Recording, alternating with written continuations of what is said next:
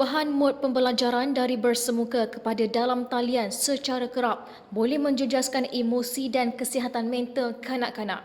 Pakar psikologi kanak-kanak Segi Universiti Profesor Datin Dr. Mariani Makno berkata, perubahan ini perlu dipantau khususnya oleh ibu bapa bagi memastikan kesannya tidak begitu ketara kepada kanak-kanak. Jadi bagi kanak-kanak, kesan ini apa yang berlaku pada mereka ialah mereka sendiri penat, mereka sendiri letih, emosi mereka tidak stabil. Jadi itu antara perkara-perkara yang mereka lalui. Dari aspek psikologinya, ini meninggalkan kesan yang begitu tinggi sekali ya, terutama daripada aspek perkembangan emosi mereka. Kenapa? Kerana kita lihat di sini apabila berlaku perubahan-perubahan sekejap sekolah, sekejap tak sekolah, sekejap dia online, sekejap fizikal.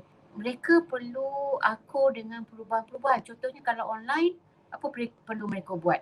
Mereka selalu perlu menghadap handphone ataupun kadang-kadang laptop, dan kemudian mereka juga perlu dibantu oleh sama ada ibu atau bapa atau kakak atau kadang-kadang pembantu ya.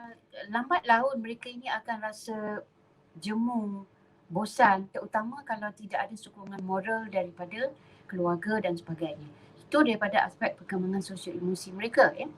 Apabila emosi mereka terjejas, kita tahu bahawa apabila mereka berada dalam talian untuk belajar, mereka tidak bersama kawan-kawan, terutama bagi kanak-kanak yang umurnya 8-9 tahun ke bawah. Kerana anak-anak ini hakikatnya kita tahu bahawa mereka ini suka bermain. Bermain adalah dunia mereka. Tetapi apabila dengan dalam talian online ini, mereka tidak boleh bermain dengan kawan-kawan. Mereka hanya dapat bersemuka secara online saja ya.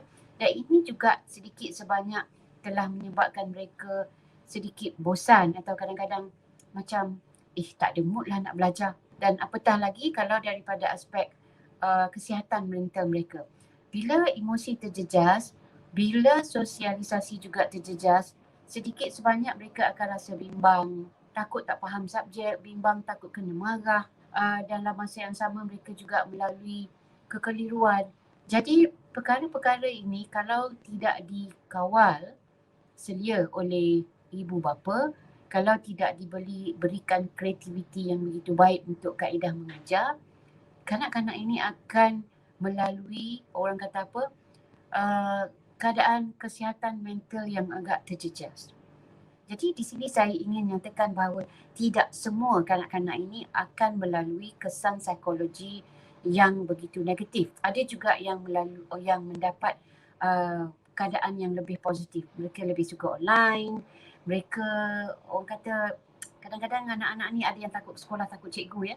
Tapi bila dah online tu kadang-kadang, wah relax sikit. Cikgu hanya bersemuka dalam talian telefon saja. Jauh dekat telefon tu tak boleh capai pun. Jadi dia bergantung pada keadaan.